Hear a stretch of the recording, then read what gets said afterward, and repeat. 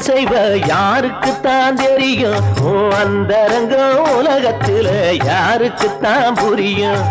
எந்த நேரம் என்ன செய்வ யாருக்குத்தான் தெரியும் ஓ அந்தரங்கம் உலகத்துல யாருக்குத்தான் புரியும்